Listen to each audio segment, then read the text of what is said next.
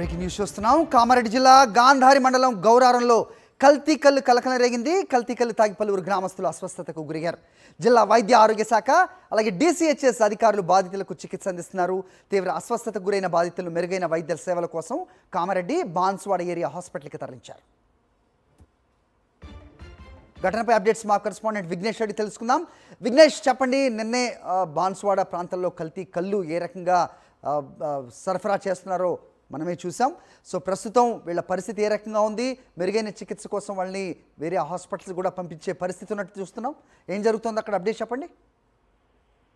కామారెడ్డి జిల్లాలో కల్తీ కల్లోలం కొనసాగుతుందని చెప్పుకోవచ్చు. 3 రోజుల క్రితం నస్రుల్లాబాద్ మండలం తుర్కీ కల్లు దుకాణం నుంచి సరఫరా అయిన 4 గ్రామాల్లో కూడా 60 మందికి పైగా బాధితులు అస్వస్థతకు గురై ఆసుపత్రిలో పాలయ్యారు. ఇప్పుడు తాజాగా గాంధారి మండలం గౌరారం గ్రామంలో ఈ సంఘటన మరోసారి నిన్న నుంచి సమస్య జరుగుతోంది. కుస్తీ పోటీలు జరిగాయి నిన్న.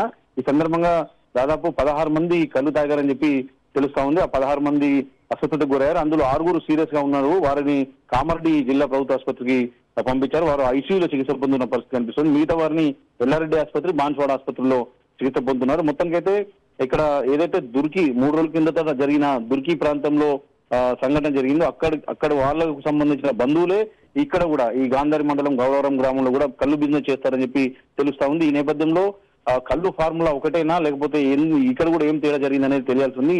వెంటనే ఇక్కడ వైద్య శిబిరం ఏర్పాటు చేయాలని, ఎవరికి కూడా ఇబ్బంది కాకుండా చర్యలు తీసుకోవాలని చెప్పి చెప్తున్నారు. దాంతోపాటు కళ్ళు దుకాణం పై కూడా చర్యలు తీసుకోవాలని స్థానికులు డిమాండ్ చేస్తున్న పరిస్థితి కనిపిస్తుంది. మొత్తానికైతే ఇది ఒక జిల్లా వ్యాప్తంగా 2 జిల్లాల్లో కూడా కృత్రిమ కళ్ళు ఎక్కడెక్కడ అమ్ముతున్నారో అది జాగ్రత్తలు తీసుకొని దాని మీద చర్యలు తీసుకోవాలని అయితే డిమాండ్ వ్యక్తమవుతున్నాయి. హరి. ఓకే విఘ్నేష్.